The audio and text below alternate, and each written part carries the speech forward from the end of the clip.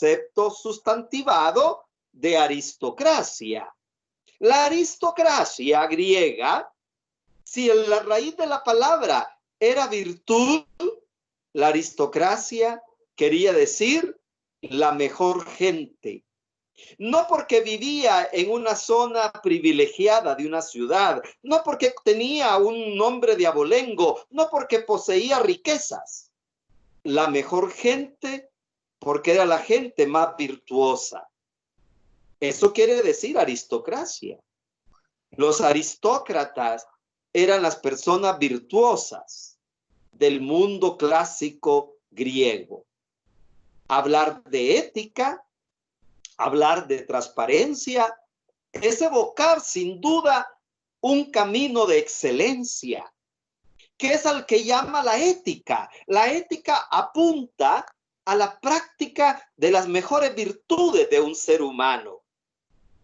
Muchas personas pueden pensar que la ética no es necesaria o que el simple hecho de ser cristianos nos hace personas éticas. La ética es aquella ciencia que busca lo mejor de las personas. En otros términos, está reclamando la excelencia de lo que cada uno debe de buscar, añorar, idealizar y anhelar en la vida. Ser todos aristocráticos en tiempos de pandemia significaría ser la mejor gente por la práctica de nuestras virtudes, por la práctica de nuestra capacidad humana de compadecernos, de ser solidarios, de ayudarnos. Pero en el caso de los mayores y más grandes líderes que están al frente, la mejor virtud en la honradez, la mejor virtud en la transparencia. Eso es lo que quisiéramos exigir a los que están adelante, a los que van conduciendo la nave, que puedan vivir de lo mejor de ellos mismos. Esto significaría fundamentalmente que nadie nace corrupto, que nadie nace contaminado por el mal. Nacemos Padre Tony. buenos. Padre Tony. Sí. Disculpe que le interrumpa, pero no estamos viendo su presentación. Ah, no la tengo. No,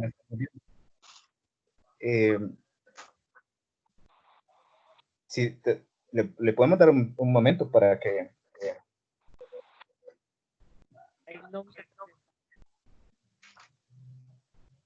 Es que no pude pasarla de mi computadora porque no está actualizada. Tuve necesariamente que usar un celular. Ah, muy bien. Entonces no... Ah, muy bien, puede... Bueno. Continuar. Ah, bueno, o también puede, tal vez puede levantar un poco más la cámara para que veamos completo su rostro. Sí, también. Sí, muy bien. ¿Ahí sí. está mejor? Sí, excelente. Bueno, puede continuar. Disculpe que me interrumpí. No se preocupe, no se preocupe. Entonces, fíjense que indudablemente lo que quisiéramos pedir a nuestros líderes en camino hacia la solución y el acompañamiento de la situación de crisis es que puedan vivir de sus mejores sentimientos, de sus mejores virtudes, ahí encaminándonos a la excelencia. La ética, como ciencia pura, apunta a la excelencia, a ser mejores ciudadanos, a ser mejores administradores. La Sagrada Escritura nos dice que al que mucho se le dio, mucho se le va a pedir. Y esa excelencia que permite a la persona poseer capacidades que se puedan canalizar en el servicio de los demás, en el servicio de la gente, de los que más nos puedan necesitar. Por eso, la ética buscando la excelencia humana habla también de transparencia. Pero la transparencia no solamente es un cometido del tiempo posmoderno. Fíjense que hace 50 años no necesitábamos sistemas de fiscalías que obligaran a los ciudadanos a los actos de transparencia. Las personas, como ya decía, nacemos buenas, pero sin duda nos vamos desvirtuando, valga el término, la persona se desvirtúa. Vivimos una situación de erosión humana. El término erosión evoca precisamente, el término erosión evoca las montañas, que por el calentamiento global, el corte desmesurado de árboles, hacen que la montaña se haya perdido su vegetación. Esa imagen nos sirve para señalar cómo también la persona humana desvalorada, desvirtuada, por así decirlo, viva la erosión de sus valores y de sus virtudes. Por eso la ética invita a buscar la excelencia. La ética invita precisamente a reencontrar el camino que nos lleve a unos destinos más seguros para la sociedad humana. La ética es un camino que se aprende a través de la virtud.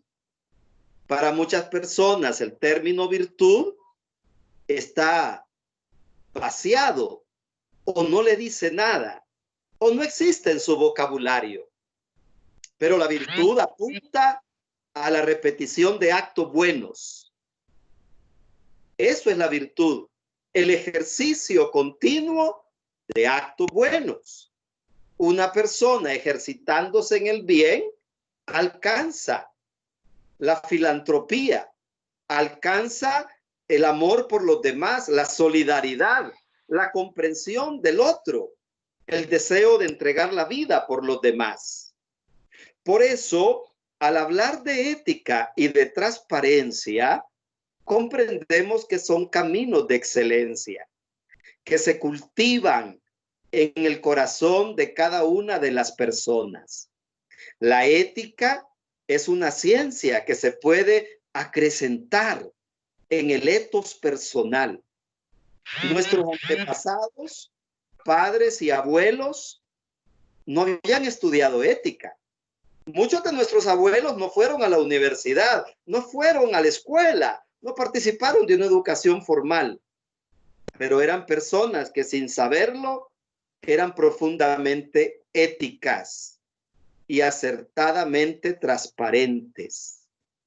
Por ello, la ciencia ética, la ciencia que nos lleva a la transparencia, no es un currículum en la vida de conocimientos. La ética nace de un diálogo con la vida, al punto que nos lleva a la regla de oro: no hagas a los demás lo que no quieras que te hagan. Así, la ética nace de la sabiduría popular, de esa ciencia natural que el hombre y la mujer fue adquiriendo en su relación con la creación, en su relación con los demás semejantes. La ética no es una ciencia académica para aprenderla en las aulas. La ciencia de la ética se cultiva en el hogar, se cultiva en las relaciones familiares, se cultiva en los pequeños años de nuestro crecimiento humano. Por eso la sabiduría popular se equiparó también a aquellos refranes que aprendieron, nos enseñaron nuestros abuelos. El que anda con lobos, a aullar aprende. Nos decían los abuelos que la manzana podrida pudre a las demás. Nos decían los abuelos claramente que cuando el río suena, piedras trae, o al que al buen árbol se acerca, buena sombra le protege. La sabiduría popular de nuestra gente fue el lugar de cultivo de una vida ética y de un camino hacia la transparencia en el ejercicio de la profesión. Es importante considerar que los niveles de desarrollo humano nunca han sido tan altos en la historia. Hay desarrollo humano a todos los niveles. pero hay un detrimento ético galopante. Hay un detrimento ético en las situaciones humanas de los que están al frente liderando precisamente nuestras sociedades y grupos humanos. Por eso no hay ética sin sabiduría. No hay ética. No hay un camino hacia la transparencia si no aprendemos a saber leer los signos de los tiempos y a comprender que de lo que uno siembra, eso cosecha. La ética es cosecha de la búsqueda del bien. Lo contrario será cosecha hacia el mal, hacia lo que no es perdurable. Y es importante entonces, amigos y amigas, que comprendamos que hay bienes instrumentales en la vida, como el dinero, la salud, la belleza, la autoestima, el poder, el éxito, la posición social, los conocimientos técnicos y artísticos, la experiencia profesional. Pero fíjense que son bienes instrumentales. ¿Por qué la persona pierde la ética? Puede perder el sentido moral, el sentido de transparencia con la que debe de actuar, precisamente por bienes instrumentales. Y se llaman así, bienes instrumentales, porque hoy los tenemos y mañana no están, porque solo son peldaños para alcanzar otras cosas mayores. Y ahí entonces definimos que hay bienes fundamentales, por los que sí hay que dar la vida: la autoconservación, el conocimiento racional, la trascendencia. Todo esto nos invita a ser protagonistas de una sociedad que se perfila encaminada al desarrollo que produce la inteligencia. Necesitamos seguir cultivando la inteligencia. Es desde la inteligencia del saber racional bien encaminado que podremos en definitiva actuar éticamente y producir espacios de crecimiento que lleven hacia la transparencia. ¿Por qué hablamos hoy de ética? ¿Por qué hablamos de transparencia? Está de moda poner en todos los pénsul académicos el tema ética, transparencia. En el fondo es que vivimos situaciones profundamente escandalosas que contradicen el ideal de justicia, de equidad y de transparencia. Hoy nos vemos afectados por fraudes, por salarios injustos, por elevados precios. Nos vemos afectados por sobornos, nos vemos afectados precisamente por gestiones de maledicencia. Nos vemos afectados por una sociedad que quiere salir adelante, pero aplastando a los demás, por empresas, por personas que quieren el éxito sin ver los medios para alcanzarlo. Y eso es lo que nos lleva a seguir postulando caminos que nos iluminen la inteligencia de comprender que el que mal anda, mal acaba. La enseñanza de la ética como búsqueda de la excelencia debe ser un camino a recorrer, una experiencia a vivir, dentro de la cual todos pongamos remedio en la medida de nuestras posibilidades a aquellos mecanismos que nos llevan precisamente a la injusticia social, a la falta de equidad y al deseo de salir adelante. Propongo, sin duda alguna, los caminos que nos lleven a vivir caminos éticos, justicia en la realidad, en las relaciones humanas. Invito a pensar cómo la verdadera ética postula justicia en toda relación humana. Invita a la solidaridad, ponernos en el pellejo del otro. Invita a la veracidad de la comunicación. Uno de los puntos que afecta a la corrupción es la falta de credibilidad, porque la verdad se hace ausente y nos va llevando precisamente a caminos de desconfianza que no nos permiten desarrollar los caminos éticos que salvaguardan la verdad y la integridad. Debemos ser leales con los compromisos y vivir de valores que siempre son humanos y que acompañan el camino ético, la obediencia a nuestros deberes, la gratitud para con todos, la afabilidad o la amabilidad y el respeto a nuestras leyes. Yo creo que uno de los puntos focales que nos debe de permitir el estudio de la ética es a comprender de una vez y para siempre que las sociedades éticas alcanzan con éxito sus metas. Pero la ética es un camino cuesta arriba, no hay que olvidarlo. El ser una persona ética, transparente en el contexto mundial que nos toca vivir, es una cuesta hacia arriba. No es fácil poder presentarse íntegro en una sociedad que pueda favorecer más bien la corrupción, que pueda favorecer más bien los delitos. Mas, sin embargo, hay que perfilar el deseo de comprender que la sabiduría humana no se equivoca. Esa sabiduría popular, esa sabiduría humana con la que crecieron muchos pueblos y muchas personas, nos deben de servir de ejemplo para comprender que a los malos tiempos, la adversidad no nos debe de quitar el horizonte honesto, el horizonte sereno de alcanzar siempre las metas por el peldaño seguro de la honestidad y de la honradez. Así pues, es mi participación.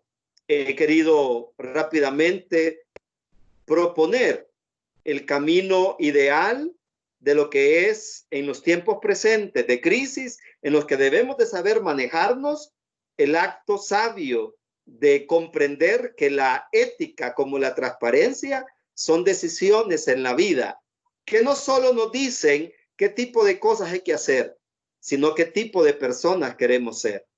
Es en los momentos de crisis donde realmente aparece lo que somos. Que Dios nos ayude, la gracia de Él nos acompañe y nos permita que en la situación que nos toca vivir tengamos los mejores hondureños que de alma, vida y corazón ponen la ética y la transparencia como camino seguro para salir adelante en situaciones difíciles. Muchísimas gracias. Muchas gracias, padre, por compartirnos esta tarde todo este conocimiento. A continuación, vamos a tener la disertación del licenciado Felipe Pineda. El licenciado Felipe Pineda es jefe de la Clínica de Psicología en el área de salud de la Vicerrectoría Orientación de Asuntos Estudiantiles de la Universidad Nacional Autónoma de Honduras. Es licenciado en Psicología de la Universidad Nacional Autónoma de Honduras y es pasante de la Maestría en Psicología Clínica y de la Salud. Fue vicepresidente del Colegio de Psicólogos de Honduras durante 2018 al 2020, fiscal del Colegio de Psicólogos de Honduras, miembro del Comité de Adopción, DINAF, miembro y representante del Colegio de Psicología, miembro y representante del Colegio de Psicólogos en el Congreso Nacional de Ley Acoso y Acoso Escolar. Tiene diferentes reconocimientos, entre ellos fue conferencista del Congreso de la Salud Mental en la Escuela de Psicología de la UNA en 2018. Tiene un diploma de reconocimiento como panelista en el Cineforo Interútero de la Universidad José Cecilio del Valle. Ha participado en el Congreso Nacional de Psicología. Además, tiene un diplomado en prevención y tratamiento y rehabilitación en problemas de adicción y sustancias psicoactivas. Entonces, me gustaría que pues le diéramos un fuerte aplauso y que pues pasáramos con su disertación. Muchísimas gracias.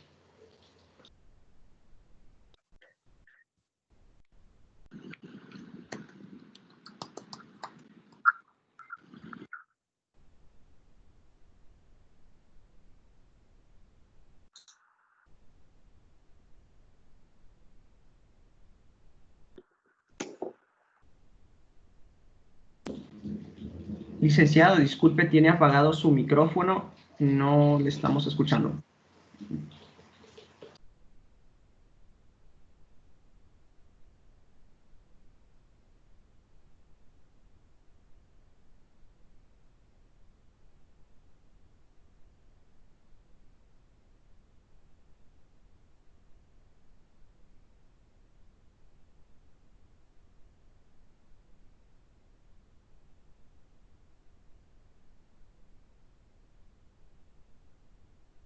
Aldo, no se le escucha. Edwin.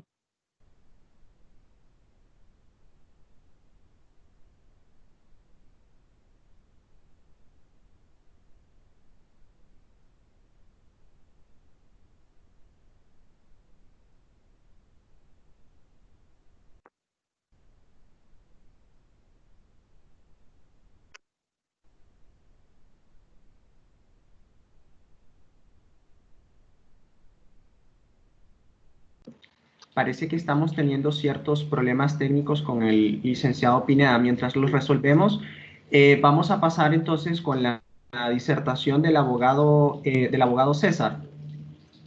El abogado César Antonio Espinal González es abogado por la Universidad Nacional Autónoma de Honduras. Cuenta con diferentes formaciones, entre ellas pues tiene un certificado en prácticas procesales penales de la Universidad Tecnológica Centroamericana. Ha participado en el taller de capacitación sobre normativa en contratación del Estado. Tiene un diplomado internacional en estrategias, medidas de prevención y combate a la corrupción de la Universidad Nacional Autónoma de Honduras. Cuenta con, además, un taller en criminalística. Ha sido, además de esto, ha tenido valiosos aportes y participación como tallerista en la 5ª edición del Foro Democrático Universitario. Ha tenido participación como facilitador del módulo Generalidades de la Ley de Contratación del Estado en la 3ª edición del Programa de Pasantía de Jóvenes Anticorrupción. Ha colaborado técnicamente para el análisis, adaptación, diseño y diagramación del estudio, la estimación del impacto macroeconómico de la corrupción en Honduras. Además, ha colaborado en la parte técnica para el análisis, adaptación, diseño y diagramación del estudio de análisis del Decreto Legislativo número 130-2017, un enfoque basado en un Estado democrático y de derecho mediante la correlación de la parte general con la especial de esta nueva normativa. Actualmente el abogado pues es analista jurídico del Consejo Nacional Anticorrupción en la actividad de acción contra la corrupción e impunidad por la Agencia de los Estados Unidos para el Desarrollo Internacional, USAID. Entonces le cedemos la palabra al abogado. Muy buenas tardes y muchas gracias por la oportunidad para poder compartir con ustedes en este espacio. Considero que es bastante oportuno que, dada la situación que actualmente vivimos en el país y estos procesos que se están dando actualmente, ¿verdad?, en relación también con la inversión de recursos públicos a través de los mecanismos de contratación que se están dando para poder hacer frente a esta pandemia del COVID-19. Muy importante hacer relación y valorar la importancia de la implementación de valores como la ética, la transparencia y otros principios que puedan ser, ¿verdad?, el enfoque y la base para realizar estos procesos desde la administración pública. En ese sentido, pues, me gustaría compartir algunas valoraciones y algunos detalles, ¿verdad?, al respecto de esto que he conversado. Para eso tengo una presentación que vamos a ir explicando para poder ir compartiendo. Ahorita vamos a ver.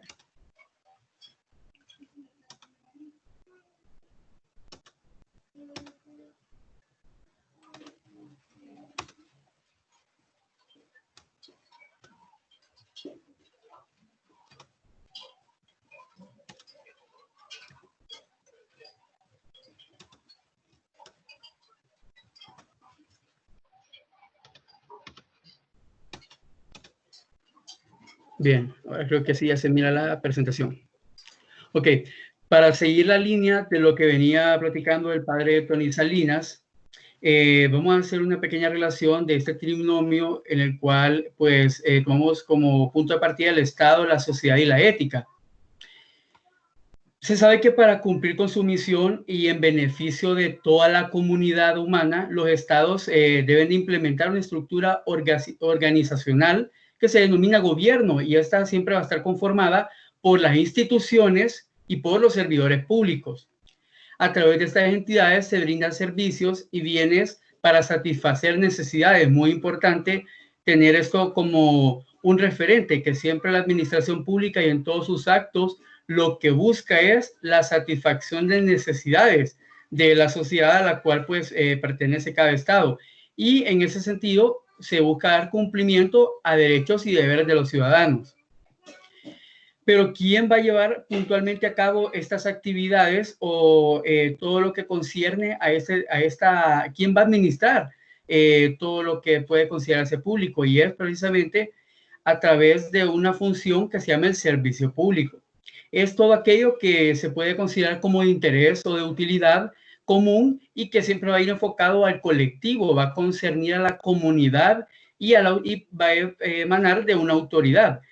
Es importante que siempre se tenga presente que esto va regido por principios de transparencia, de accesibilidad para todos y obviamente va a ir en contraposición a aspectos que se puedan considerar como privados, individuales o aquello que se pueda visualizar como aspectos de opacidad, secreto, cerrado. Es decir, no puede ir lo que concierne a la administración o al servicio público teñido de aspectos de secretividad, ¿verdad? Porque si no, entonces estaríamos violentando la participación ciudadana, que es a quien se debe el servicio público. También estos servicios pues están orientados a asegurar y proveer a un país de justicia, seguridad, educación, salud, trabajo, cultura, infraestructura, los servicios básicos, servicios públicos básicos, telecomunicaciones, etcétera. Básicamente, como les decía anteriormente, están destinados a satisfacer las necesidades de la sociedad. ¿Quién va a llevar a cabo este servicio? Pues es el servidor público. Los servidores públicos son todos aquellos funcionarios o empleados de las entidades del Estado y van a estar sujetos al Código de Conducta Ética del Servidor Público. Esto lo relaciono por el hecho de que existe una normativa que ya pues establece varios lineamientos que van concatenados al cumplimiento de estos valores que señalaba el padre. Van concatenados y van enfocados pues a brindar de una idoneidad, a brindar de un perfil o de un carácter a todos aquellos que van a desempeñar esa función pública. Le deben de brindar esta característica de ética, puesto que todas las actividades que se hagan en función del servicio público, como lo decía antes, van a afectar a toda una colectividad, van a afectar a todo un conglomerado, es decir, a la generalidad de la ciudadanía, y por ende deben siempre basarse en buenas prácticas. Entonces, es importante también que este mismo código señala que son funcionarios o empleados públicos todos los que han sido elegidos, nombrados, seleccionados o contratados para desempeñar actividades o funciones que van en nombre del Estado o al servicio de este en cualquier nivel jerárquico. Estamos hablando desde el presidente de la República hasta aquel empleado de menor categoría que se desempeñe en cualquier entidad del Estado. A todos ellos les atañe el seguimiento y el apercibimiento de lo que señala este Código de Conducta Ética al servidor público. Es importante recalcar que especialmente también se definen algunas valoraciones en torno a lo que es específicamente la ética pública. Y esto se refiere a la disposición interna de quienes desempeñan funciones públicas para cumplir cabalmente con postulados y mandatos que ya señalan la Constitución, las leyes que están vigentes en la República y que pues básicamente vienen a definir cómo ejercer la función pública. Siempre basados importante esto, términos de eficiencia, integridad, transparencia y sobre todo la orientación hacia el bien común público. Señalado en negrita porque suele suceder que cuando se practican actividades en contra de esto que he mencionado, es porque se hacen siempre en seguimiento de un bien personal, buscando siempre el lucro particular y que lógicamente al hacerlo así va a afectar a lo que es todo un Estado, va a afectar al buen funcionamiento de la administración pública, pero y por ende va a derivar en un perjuicio o una afectación a todos nosotros como ciudadanos, ya que la administración ya tiene un objetivo y un fin y cuando no se maneja de la forma correcta, va a tener repercusiones que van a afectar a todo un país. Para los fines de la presentación que traemos el día de hoy, y tomando como consideración especial la actual situación, que es el estado de emergencia sanitaria que se ha declarado en virtud de la pandemia mundial COVID-19, vamos a únicamente basarnos en algunos lineamientos de ley explicados de una manera muy sencilla, ¿verdad? Uno es la ley de contratación del Estado, que pues define con lo que son, y como decía ya el objetivo de esta conferencia, procesos en los que intervienen, ¿verdad?, el Estado, las empresas, las personas, procesos ingenieriles que son, me imagino que se refieren a los procesos de obra. Entonces, todo esto se define o se regula en la ley de contratación del Estado. También se enmarcan dentro de disposiciones que ya son contenidas en las regulaciones que da la Oficina Normativa de Contrataciones y Adquisiciones del Estado, ONCAE. Y actualmente, en virtud de esta emergencia o de esta pandemia mundial, en Honduras se han pues aprobado algunos decretos. Muy importante que nos refiramos al decreto ejecutivo, el PCM 005-2020, y el decreto legislativo 031-2020, que es la Ley de Aceleración Económica. Ya les voy a comentar por qué. En primer lugar, el decreto, el PCM, que significa un decreto emitido por el presidente en Consejo de Ministros, decretó un estado de emergencia el 10 de febrero de emergencia sanitaria en todo el territorio nacional. Esto con el propósito pues, de fortalecer acciones para prevenir o controlar y atender las personas que padecen de dengue y también las que se empezaron a contagiar aquí en Honduras, porque hasta ese día no había todavía nadie contagiado, pero se podía dar. Y era para tratar de controlar el contagio de las personas con el COVID-19. Este es un estado de emergencia. Ya vamos a ver en qué consiste el estado de emergencia. Pero la Ley de Aceleración Económica contenida en el decreto en el 031-2020 nos dice o dispone que se habilitan mecanismos especiales y expeditos para contratación directa o de obras, bienes, servicios y también para contratación de personal. Señalo estos dos aspectos porque es a lo que vamos a explicar ahorita en torno a lo que es el propósito de la conferencia. Hay que entender en primer lugar que es una situación de emergencia. Y la situación de emergencia es toda aquella circunstancia especial que requiere de una atención inmediata y urgente. ¿En qué caso se declara el estado de emergencia? El estado de emergencia se declara cuando hay situaciones que son pues de desastres naturales, epidemias, calamidad pública o necesidades de defensa relacionadas con los estados de excepción, otras circunstancias excepcionales que afecten sustancialmente la continuidad o la prestación oportuna de servicios públicos. En este caso, que nos ocupa la discusión del día de hoy, es una epidemia, ¿verdad? Una epidemia que se genera por una situación de una emergencia sanitaria. Pero también es importante tener en cuenta que si esto continúa, también va a desembocar o derivar en otras particulares que acabo de mencionar, que puede ser una calamidad pública futuro. También, lógicamente, se podría propiciar un escenario en el cual se interrumpa la prestación oportuna de servicios públicos básicos. ¿Quién y cómo se declara un estado de emergencia? El estado de emergencia lo puede declarar el presidente de la República mediante un decreto en Consejo de Ministros, tal como sucedió en el que yo les acabo de mencionar, declarando la emergencia a nivel nacional o localizada para una zona específica del país.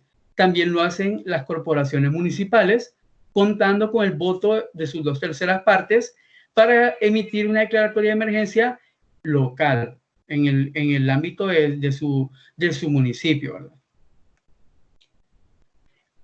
¿Cuáles son los efectos de un estado de emergencia? Pues los efectos son que, en primer lugar, faculta a las instituciones del Estado para realizar contrataciones directas. Es muy importante que tengamos presente eso, porque es un mecanismo expedito, pero que permite también el saltarse algunos pasos o controles que ya define la ley de contratación. Y es a lo que vamos, y es lo que está sucediendo. También, debido a la necesidad apremiante, la ley permite que las instituciones del Estado no tengan que apegarse obligatoriamente a procesos de licitación, sin perjuicio de que se den acciones de fiscalización al proceso de la contratación directa. También no los obliga a cumplir con los plazos regulares que comúnmente se desarrollan en una licitación pública o privada. Y no los obliga a realizar formalidades, específicamente pudiera ser en los avisos en los periódicos para invitar a licitar o las audiencias públicas de apertura de ofertas. Entonces, siguiendo eso, cuando hablamos en el primer punto de que faculta realizar contrataciones directas, vamos a explicar qué es la contratación directa.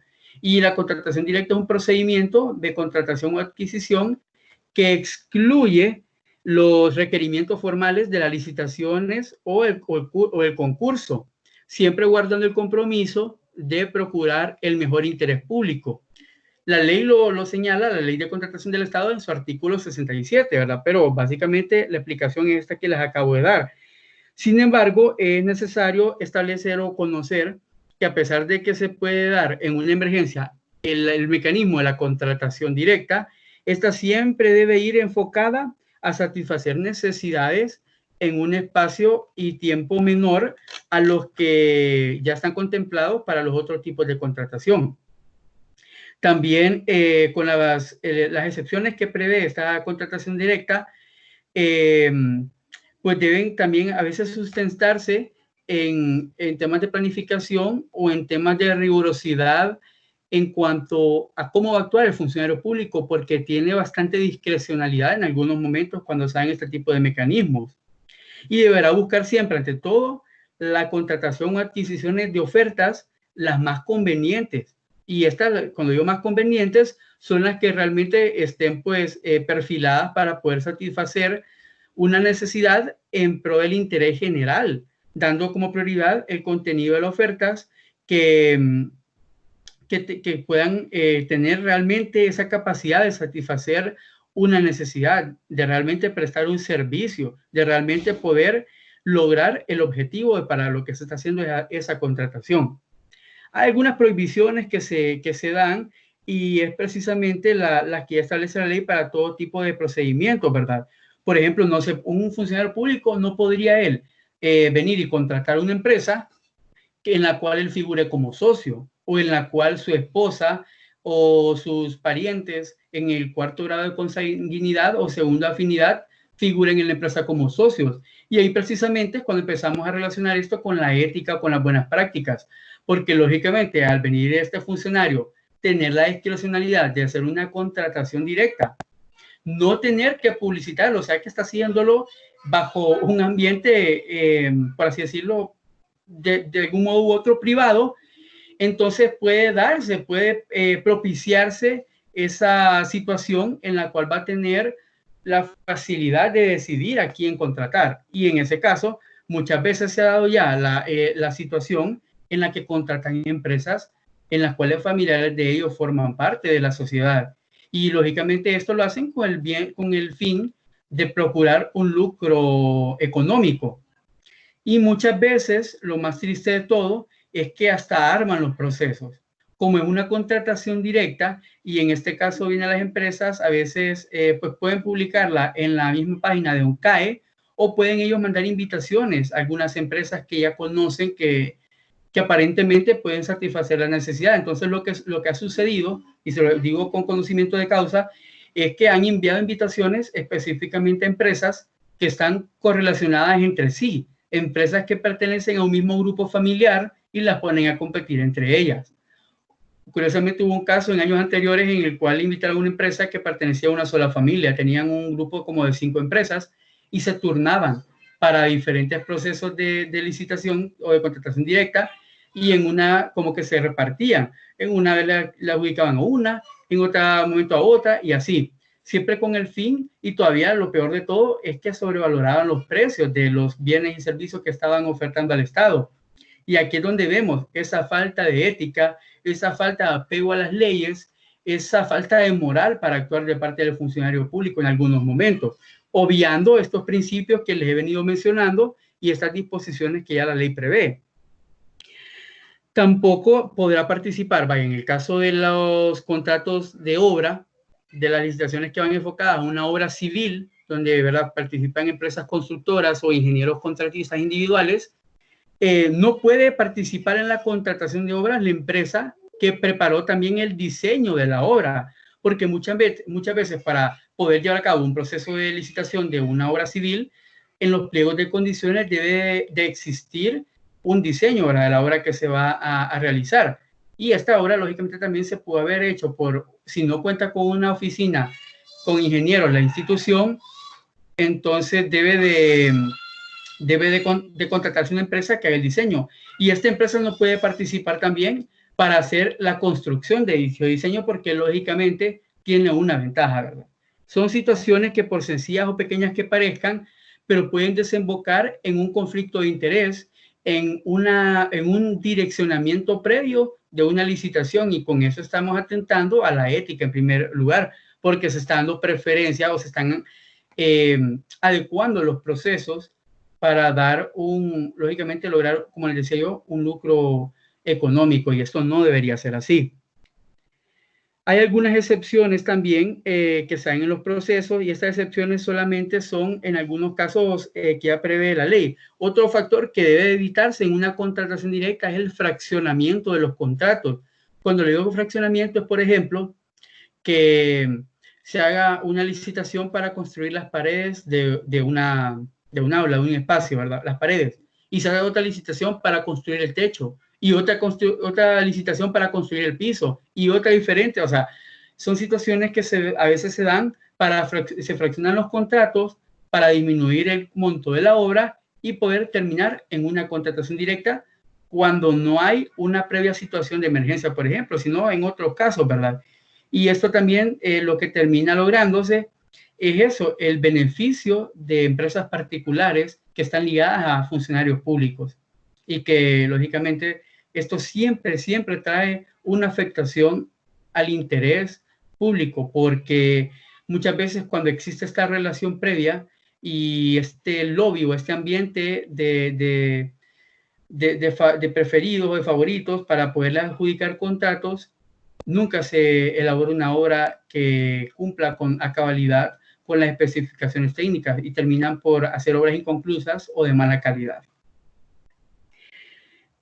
Para seguir con la explicación, ¿en qué caso? Bueno, yo les decía, ¿en qué caso procede la contratación directa? ¿Cuándo se deben hacer este tipo de procedimientos? Y ya la ley nos establece que es cuando hay necesidades provocadas por los estados de emergencia, el que ya señalamos y que habíamos desarrollado de una manera un poco más amplia anteriormente. También cuando hay productos o servicios exclusivos, es decir, que solo una empresa puede prestar ese tipo de servicios. Cuando se trate de obras, suministros o servicios de consultoría que no excedan los montos. Justamente el ejemplo que les acabo de mencionar. También cuando se trate de situaciones de trabajos científicos, técnicos o artísticos, y cuando las circunstancias exijan que las operaciones del gobierno deban mantenerse secretas. Entonces se elige una empresa, por así decirlo, de confianza, y esto generalmente se da en temas de materia de seguridad o defensa. También las empresas, para que se puedan sujetar a un proceso de contratación directa, deberían de estar precalificadas en un registro de precalificación que lo manejará un CAE o lo maneja cada institución de manera individual. Muchas veces en los rubros de salud, por ejemplo, precalifican las empresas que brindan la venta de bienes como lo son los medicamentos o los suministros médicos. En el caso también, las empresas constructoras se registran y están ya precalificadas para prestar servicios de supervisión, de construcción de obras o de diseño. Bueno, hablábamos ya, ¿verdad?, de las contrataciones directas por emergencia nacional, que es el caso que hoy nos interesa, porque es a lo que estamos pues sujetos actualmente en Honduras, una emergencia sanitaria. Y esto se da en casos como el de epidemias, guerras, estados de excepción, conmoción interior o circunstancias que provoquen una calamidad pública. Pero hoy estamos frente a un estado de una epidemia de salud, ¿verdad? Una epidemia sanitaria. Entonces, ya habíamos explicado quién puede declarar el estado de emergencia. Una vez que se emite este estado de emergencia, lo que se hace es que las unidades ejecutoras de las instituciones responsables dan atención a las situaciones particulares a las cuales ellas pueden ejecutar determinadas contrataciones o compras. Ahorita pues se habló de un sistema que es el SINAGER, al cual pertenecen varias instituciones, Salud, Copeco, y entre otras, y estas pues están sujetas a realizar compras inmediatas, compras de emergencia, por medio de la contratación directa. La ley las avala, y las avalan los nuevos decretos que han pues ido aprobando desde febrero hasta la fecha.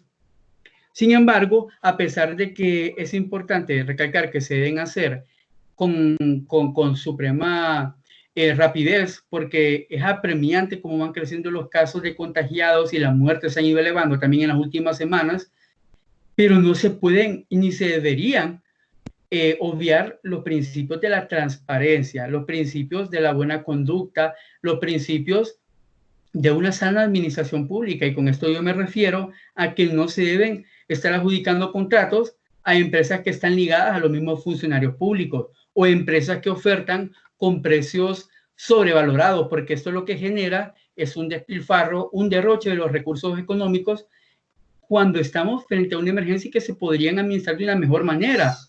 Y las excusas no son válidas en este tiempo. Digo, no son válidas puesto que existe en el mercado ya una serie de precios fijados. Incluso se han aprobado actualmente algunos decretos que fijan precios máximos para que las empresas puedan vender los insumos de primera necesidad para atender la emergencia.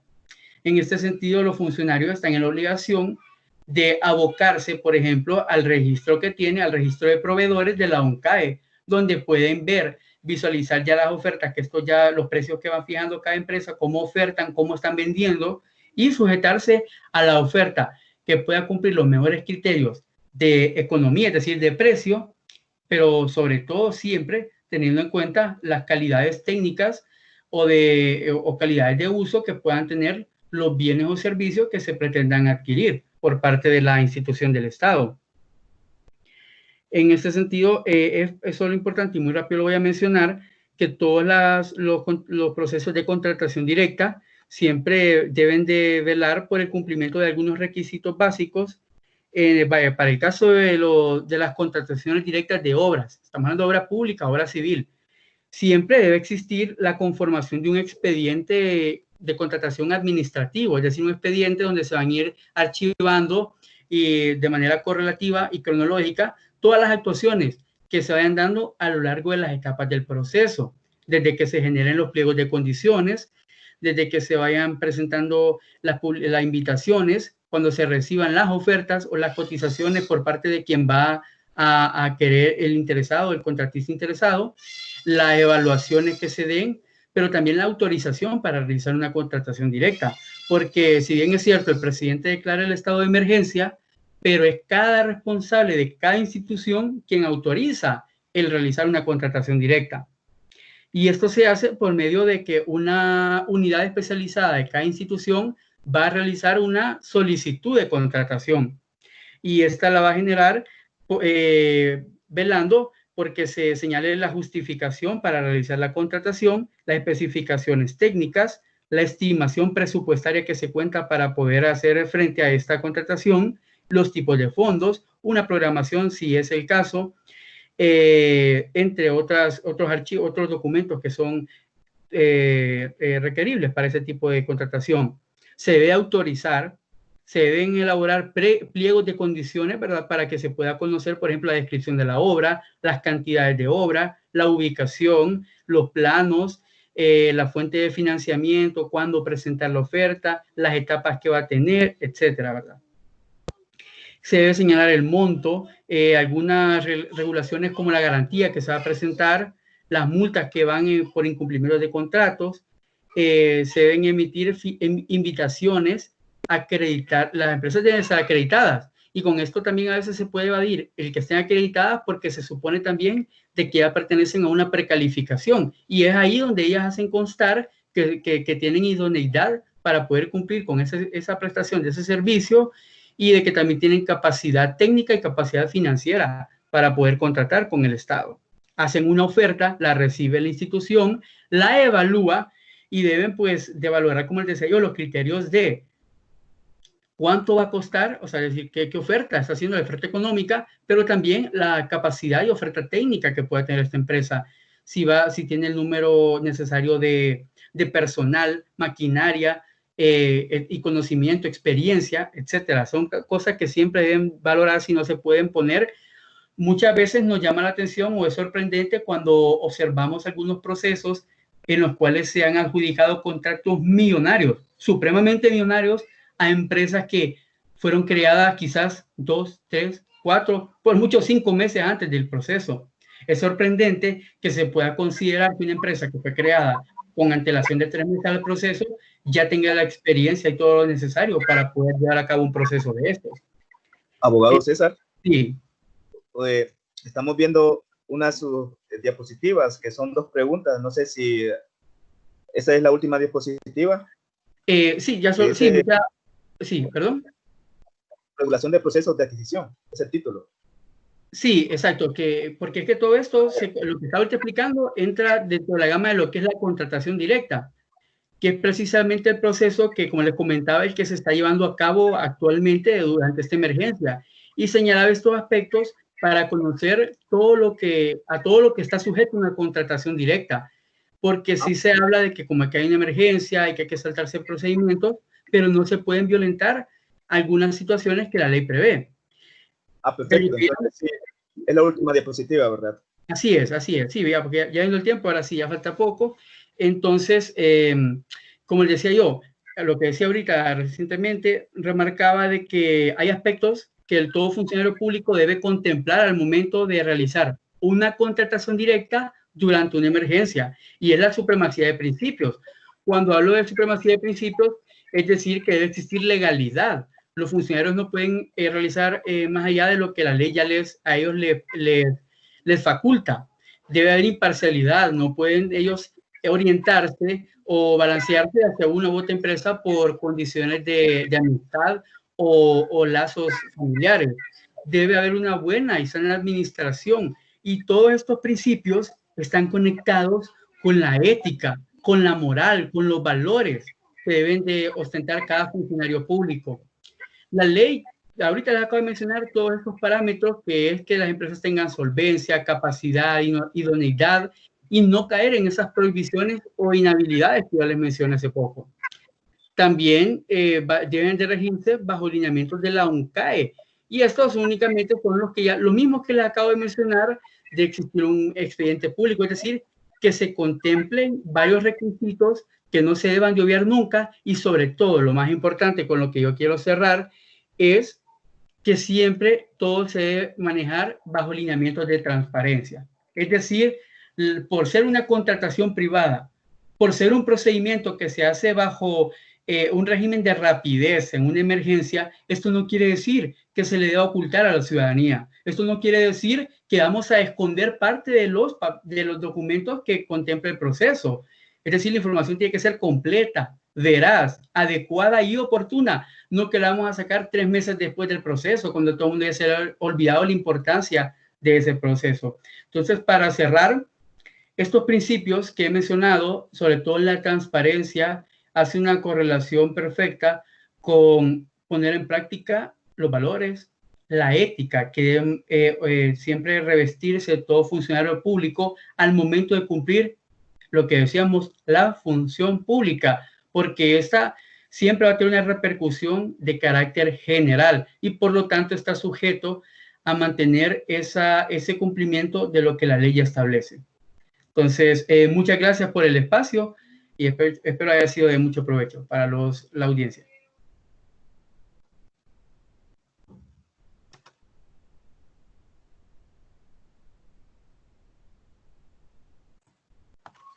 Muchas gracias, abogado. Vamos a continuar con el licenciado Felipe, entonces, para terminar.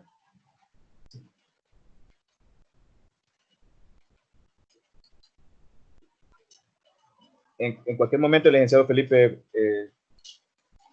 no, va a hacer su intervención. Creo que está teniendo un poco de problemas también con la conexión, así que esperar unos segundos.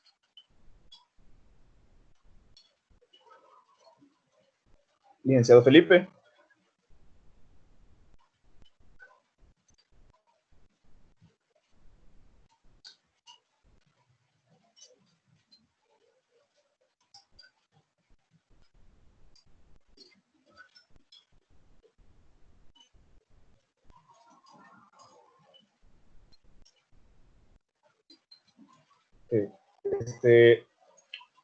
Creo que de nuevo está teniendo algún tipo de problemas con la señal el licenciado Felipe, porque tal vez la tormenta ha causado algunos problemas en la señal. En ese caso, bueno, esperaremos un minuto, si no tendremos que pasar a la sesión de preguntas.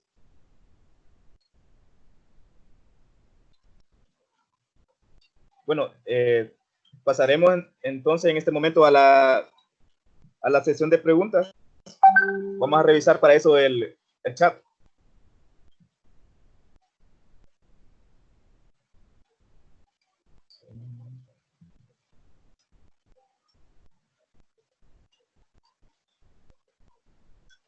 Las preguntas son abiertas a cualquiera de los conferencistas, al menos que uno de los invitados dirija una de las preguntas a uno de ustedes específicamente.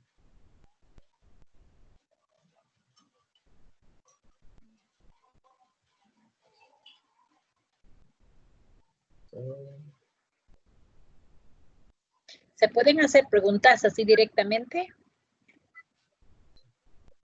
A través del... Sí, la puede hacer. Sí. Bueno. Sí, perfecto. Sí. Esperando la valiosa conferencia del licenciado Felipe Pineda y viendo la exposición del abogado Espinal y del señor sacerdote Salinas, una pregunta. Sabemos que en sí la ley escrita no le vemos problema, o sea, la vemos correcta. La situación está en la persona que aplica la ley, la persona que ejecuta la ley. Ahora, mi pregunta es y estoy de acuerdo con la opinión del señor Salinas, porque la palabra de Dios dice, ¿verdad? Que cuando la justicia de Dios no se aplica, cuando la justicia no se aplica pronta, viene la violencia. Nosotros muchas veces vemos la reacción en la ciudadanía y es fruto de la falta de justicia, de la aplicación justa. Pero la pregunta es para el abogado Espinal. Abogado, ¿qué sucede con estas personas que teniendo conocimiento de la ley, aún así la violentan y las acciones que toman repercuten en la vida de las personas? Llámese una mala intervención en el caso de medicamentos, llámese una pérdida de la vida porque un equipo no era el apropiado, sobre todo en estas compras directas. Yo sé que nosotros los hondureños hemos visto varias expresiones de algunos dirigentes políticos denunciando este tipo de actividades. ¿Qué aplica la ley para estas personas donde se incurrió, no sé si de forma directa o indirecta, en la pérdida de la vida de esa persona? ¿Dónde está la justicia? ¿De qué manera se aplica la justicia a estas personas? Porque tiene que haber una consecuencia. No podemos cerrar los ojos ante una situación que una persona falleció por esa situación. Mi pregunta es para usted. ¿Quién es el ente que tiene que vigilar con esto? ¿Y prescribe esa situación? ¿Prescribe el hecho de esas malas acciones? Bien. Me gustaría responderle en esos términos, ¿verdad? Si hacemos también nuevamente un estudio o una comparación metafórica entre lo que mencionaba el padre y lo que mencionaba hace poco yo, mire cómo son las cosas. Y hablando también bajo el mismo lineamiento de su pregunta, nosotros los humanos o las personas que creemos en Dios, quienes practicamos una religión, nos regimos por lineamientos que establece la Biblia, ¿verdad? Sobre las enseñanzas de cómo todo buen cristiano debe actuar, ¿verdad? pero existe el libre albedrío. Al final somos quienes tomamos las decisiones de lo que queremos hacer. Si nos orientamos a pensar esto desde la perspectiva de la administración pública, todo funcionario público prácticamente también tiene su Biblia. Es decir, existe la ley de contratación del Estado, existe el Código Penal, existen todas las leyes que puedan definir cómo debe actuar un funcionario público, el Código de Ética. Sin embargo, aquí no existe el libre albedrío. Cada funcionario está sujeto obligatoriamente a basar todas sus acciones en el respeto de principios para cumplir con derechos, garantías y deberes que atañen a todos los ciudadanos. Por lo tanto, todas sus acciones, como yo lo mencionaba en la presentación, van a repercutir en toda la sociedad. Ahora bien, en el caso que ellos no cumplan, como usted decía, las leyes parecen perfectas y sí, tienen sus deficiencias, pero al final señalan claramente cómo se deben hacer las cosas. Y parece increíble cuando uno observa cómo se saltan la ley, cómo no cumplen con lo que ya se establece y vienen a provocar perjuicios contra la administración pública y por ende estamos hablando de todo el Estado, toda la sociedad. Ahora bien, cuando se dan estas situaciones que ellos incumplen la ley, muchas veces algunas pueden repercutir en efectos o situaciones de índole administrativo. Pero cuando el caso es más grave, cuando, por ejemplo, hacen una venta de medicamentos sobrevalorados, en primer lugar, como atenta contra las finanzas del Estado, esto limita la capacidad del Estado de adquirir más o mejores medicamentos u satisfacer otras necesidades, porque va cortando la capacidad económica del Estado al derrochar dinero, por así decirlo, en medicamentos caros. Cuando se compran medicamentos que, pues, como casos que hemos conocido, que son medicamentos que no cumplen las especificaciones técnicas que establece el Colegio Químico, por ejemplo, llámese aquella famosa pastilla de harina, entre otros casos, eso repercute directamente contra la salud de la sociedad, ¿verdad? Y en estos casos el Código Penal establece ya quién es el ente que debe de conocer esto. Si hay una repercusión penal, es decir, si esto lo vemos desde esa parte, pero podemos también observar unas etapas. Todo caso o todo delito en contra de la administración pública, cuando hay sobrevaloración, al final va a traer como consecuencia indirecta el subdesarrollo de la sociedad y por ende no va a permitir que haya más escuelas o mejores escuelas, que no haya mejoramiento en la red de salud pública del país, de que no hayan oportunidades de empleo. Imagínense todo lo que va a repercutir, pero ya nuestro Código Penal define situaciones de bienes jurídicos protegidos y en ese caso solamente va a sancionar a los funcionarios o al culpable de algún delito por acciones que vayan encaminadas a situaciones más que todo puntuales.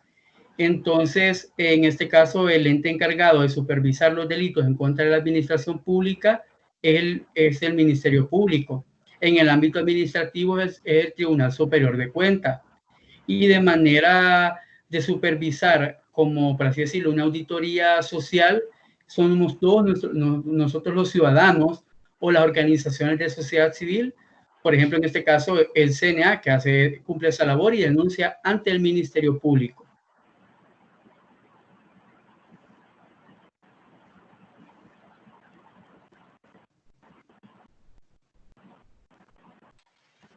Muy bien, ahora sí nos acompaña el licenciado Felipe. Creo que él nos va a intervenir con la parte de la conferencia que le toca, y pues al final de su intervención vamos a pasar de nuevo a la sesión de preguntas. Licenciado Felipe, puede iniciar entonces su intervención. ¿Me escuchan? ¿Me pueden escuchar? Sí, le escuchamos, licenciado. Sí, lo podemos escuchar. Bueno, le pediremos al abogado que deje de... Sí, ya vamos a mostrar en pantalla la presentación del licenciado Felipe. Solo vamos a esperar que el abogado desactive esta opción él.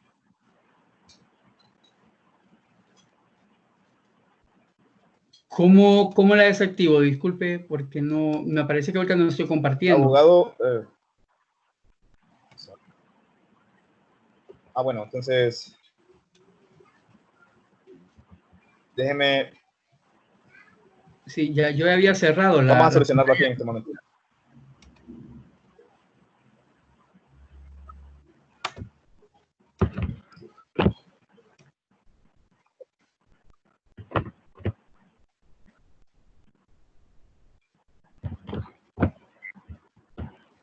Bueno, si quiere inicie, licenciado Felipe, aquí voy a resolverlo yo. Bueno, muchas gracias. Como estamos tratando de comunicarnos, gracias por la invitación. Hemos tenido problemas para podernos conectar, pero ya estamos activos. Quería agradecer a los participantes, hacer también mención de que tenemos varios procesos que tenemos que trabajar. No sé si ya nos puede subir la presentación, porque mientras no suba imagen no puede subir la presentación. Nuestra disertación pues iba a hablar un poco acerca de cómo educar el principio de valores, de transparencia para la vida y no olvidar todos estos procesos, ¿verdad? Uno de ellos pues que nosotros podemos tener para llevarlo a cabo. ¿Me escuchan? ¿Sí? ¿Aló? Sí, lo escuchamos. Lo escuchamos. Sí, es que no miro la cámara acá tampoco, no me da la opción acá. Sí, lo escuchamos. Sí. Bien, porque trabajar en valores, especialmente en el área, en el aspecto personal, como decía el padre Salinas, los valores se tocan en el hogar. No es que se van a transformar a medida que lo vamos enseñando, pero sí es necesario saber de que hay procesos que son innatos y estos pues, los valores son principios universales que nos rige a la mayoría de las personas, ¿verdad? A través de nuestros principios, nuestras virtudes y cualidades que nos caracterizan a cada uno de nosotros, ¿verdad? Nos conduce a una acción, a un objeto que puede considerarse específicamente positivo y que es de gran importancia para un grupo social. Desde el punto de vista psicológico, pues el valor puede ser entendido como el resultado de la integración de la personalidad, el modelo social propuesto que regula la situación humana como un principio ético y hacia el cual existe un gran fuerte compromiso emocional. Y también podemos hablar de un compromiso, de una responsabilidad social que la sociedad pues, nos demanda a cada uno de nosotros. Y estos valores pues, no están determinados ni por la cultura, ni por ninguna otra religión, ni por el tiempo, ni por ningún otro condicionante.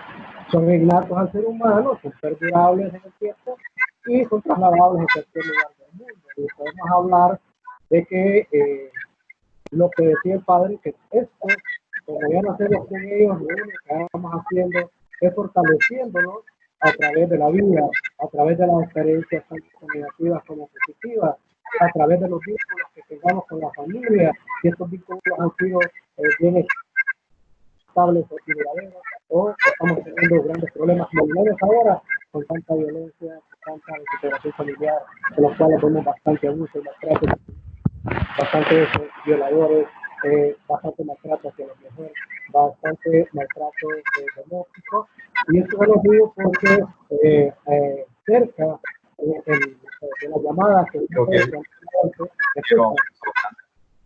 no sé por qué.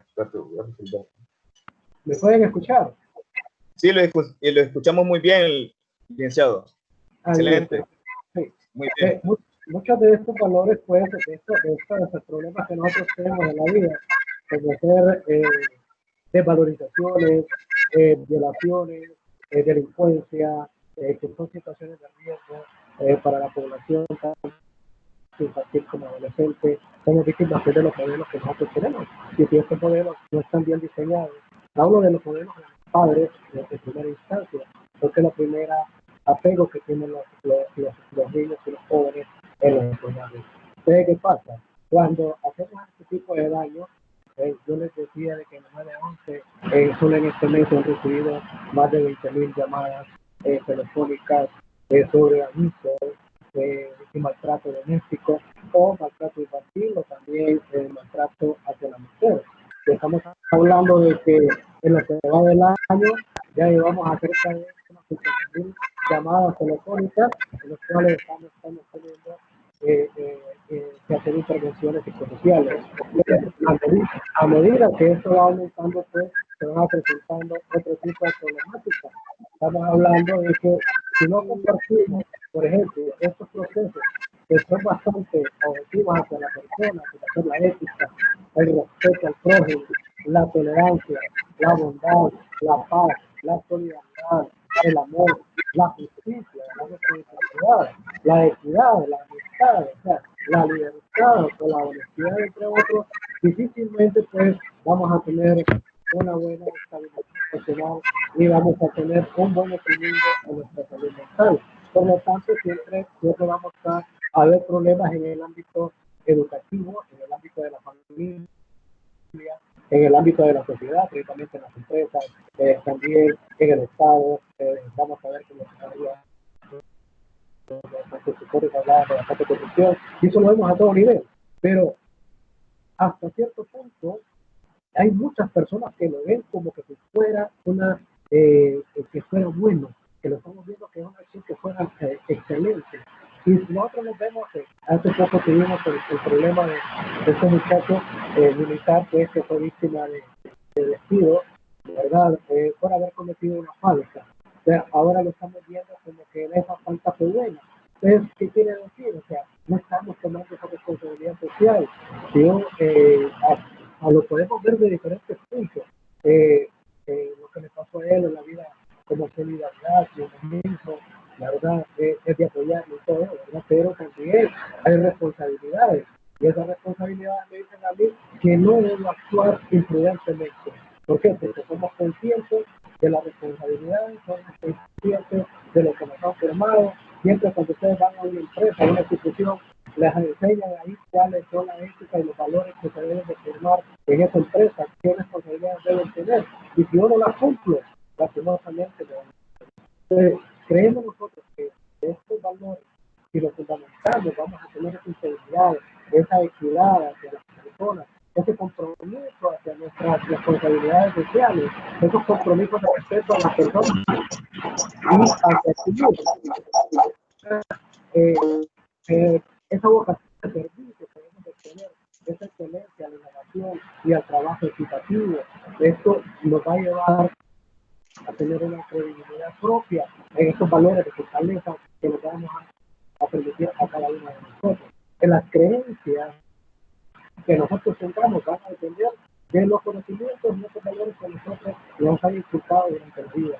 Que fumar es bueno. Muchas personas, muchos padres invitan a sus hijos a fumar y les están creando una conducta de valorización, de daño emocional, de daño físico, de daño psicológico, porque le están induciendo a un vicio, a una adicción. Entonces, muchos de estos valores van inculcados en la forma en como nosotros vemos los ejemplos también. Y eso lo estamos viendo ahorita. A veces estamos hablando de que nosotros debemos dedicar a nuestros hijos ahorita en tiempos de pandemia, pero les voy a fijar, hemos tenido un gran avance, hay muchos estudios en España que se han desarrollado sobre qué efectos psicológicos, emocionales están provocando en este momento el COVID-19 en la población infantil y en la población adolescente. Pues créanme que más bien es como nos están dando una cátedra, una experiencia enorme, porque quienes nos están a nosotros diciendo de que no debemos salir de nuestros hijos, debemos tener las manos de nuestros hijos. Entonces, ¿quiénes son los modelos en este momento? Nuestros hijos. ¿Y quién está llevando la mayor parte del problema de contaminación al hogar? Son las personas mayores. Entonces, es una reflexión que debemos de hacer. Entonces, ¿por qué es importante educar en valores? ¿Verdad? Pueden imaginar cómo sería si no tuviera valores humanos. ¿Cómo te comportarías ante las distintas situaciones que se presentan? ¿Cómo sería tu vida? tendría sentido en tu vida. Eso, si un vecino te molesta cada noche siendo ruido, ¿cómo somos capaces nosotros de actuar en este momento? Si tienes hambre, cuando vas caminando por la calle, podrías lo que tú quieras, a una tienda de un restaurante. Ahí también es otro tipo de experiencia que podemos tener. Entonces, difícilmente, si nosotros no comprendemos esa magnitud de que los valores son innatos y que cada uno de nosotros los posee y que es indispensable y una responsabilidad nuestra establecer estos valores y marcarlos todos los días, ponerlos en práctica, nosotros vamos a ser una persona de bien y por lo tanto no vamos a atender grandes problemas a nivel cuando somos jóvenes, cuando somos niños y que cuando ya somos adultos estamos trabajando enormemente en aspectos de tipo laboral. Entonces, hay bastantes valores y principios que vivimos en la actualidad y eso se manifiesta en todos los aspectos de la vida humana, en el modo de hablar, en el modo de relacionarse, de vestirse, en la forma en que se quiere acumular todo, ya sean posesiones materiales, ¿verdad? Información hasta gente y también en el ambiente laboral. Como les decía, no son solo una cuestión personal, sino que repercute en todos los ámbitos de la sociedad, en la política, en la economía, en las organizaciones tanto públicas y privadas, ¿no? Y algo que nos está pasando a nosotros como un valor potencial es que no estamos siguiendo las reglas ni las normas éticas de nuestras responsabilidades como profesionales, como políticos, como padres, como hijos, etcétera. No estamos trabajando eso. Si no estamos trabajando eso, ¿qué quiere decir? Que no tenemos una buena convivencia a nivel de familia. Y si eso no existe, ¿cómo es posible que nosotros vamos a vivir en sociedad ayudando al prójimo si no estamos buscando un beneficio personal? Entonces, en muchas ocasiones debemos de trabajar en lo que estamos haciendo. Pero entre las causas que pueden llevar a falta de valores podemos encontrar la desintegración familiar, que es muy marcada en esta población, los conflictos familiares, divorcios, la situación económica. Ahorita vamos a enfrentar una situación económica tremenda. Mucha gente va a ser despedida. ¿Y cómo va a solucionar estos problemas? La deserción escolar también la tenemos que empezar porque eso va a aumentar. La desobediencia cada día más va en aumento. No respetamos las autoridades, no estamos respetando el dinero, no respetamos las instituciones educativas, no estamos respetando los necesidades, etc. Las drogas están jugando un papel fundamental para que estos factores de riesgo se vayan desencadenando cada día más, porque las adicciones van a afectar a la población, más que todo infantil y adolescente. Y eso lo estamos viendo y vamos a ver mucho más allá. La prostitución, la trata de niños y de mujeres, etcétera. Es increíble cómo estamos pasando por las situaciones. La migración es muy importante también, saberla reconocer. Y cómo estamos abordando los temas de aborto, ¿verdad? De los jóvenes a temprana edad, los embarazos prematuros, también. Todo este tipo de situaciones de valores, donde están implicados, tienen que ser implicados en la casa. Y esto del COVID-19 nos está poniendo a prueba, ¿verdad?, en esto de ser humanos y esto de los asentamientos de nuestra formación como profesionales. Y algo que nos está dañando mucho es la mala información objetiva que se está proporcionando a través de las redes sociales, a través de los medios de comunicación. Si yo tengo una formación en valores estables, ninguna de estas situaciones que están pasando en las redes sociales, toda esa información falsa, de miedo, de temor, de desesperanza, de inutilidad, que no somos capaces, todo esto, esos son estos pensamientos negativos. Pero si yo tengo esos valores que no los he inculcado en las tempranas horas, eso no me va a hacer efecto. Es más, me va a condicionar para salir adelante, porque lo que yo tengo que hacer es proponer mi meta. Si yo me propongo metas y soy responsable de mis actos, las voy a llevar a cabo. Entonces, algo más importante que les quiero decir como una reflexión de Mahatma Gandhi, que hay que mantener positivos los valores, porque son estos valores los que se van a convertir en su destino. Así que les agradezco mucho de nuestra participación. Gracias.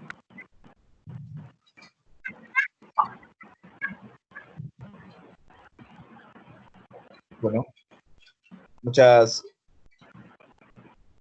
Muchas gracias, licenciado Felipe. Gracias. Bueno, le agradecemos y le pedimos disculpas por no mostrar en pantalla su presentación debido a ha habido algunos problemas técnicos. Qué lástima, pero lo bueno es que ya la tenemos y podremos y en el caso podremos distribuirla a todos los invitados. Sí. Claro que sí. Claro. Muchas gracias por todo. Sí, muchas gracias a usted. Bueno, para terminar, solo quedaría agradecerle a todos los conferencistas por haber aceptado participar en esta conferencia sobre transparencia, ética y valores, debido a que es un tema bastante importante y pues que se aplica a muchos sectores, como procesos administrativos, ingenieriles y pues en una variedad de sectores. Bueno, no está de más pedir disculpas a todos también, a todos los invitados por los pequeños inconvenientes también. Y pues ya las palabras, un agradecimiento general al padre Tony Salina, de la Iglesia Católica, que fue el primer conferencista. Lastimosamente él tuvo que salir antes de terminar la conferencia. Bueno, también le pedimos, le agradecemos al licenciado, a usted, licenciado Felipe, gracias por acompañarnos. Y también al abogado César Espinal. Muchas gracias también por su intervención y por brindarnos su conocimiento. Bueno, muchas gracias. A los invitados, a los participantes, se les recuerda que tendrán derecho a un diploma debido a su participación en esta conferencia. Y bueno, la ingeniera Guadalupe creo que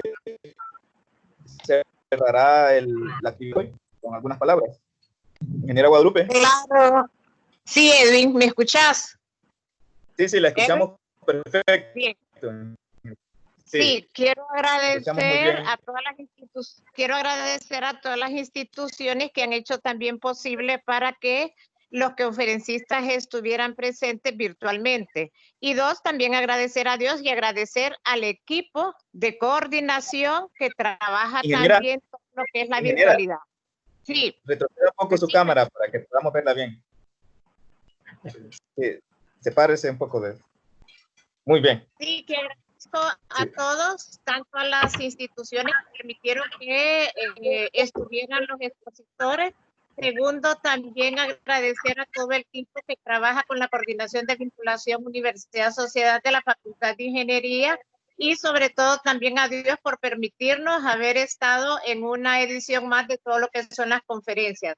Gracias a todos los expositores, gracias a todos los que asistieron y escucharon las conferencias y gracias al equipo de coordinación de vinculación. Buenas tardes a todos y los esperamos en otras audiciones.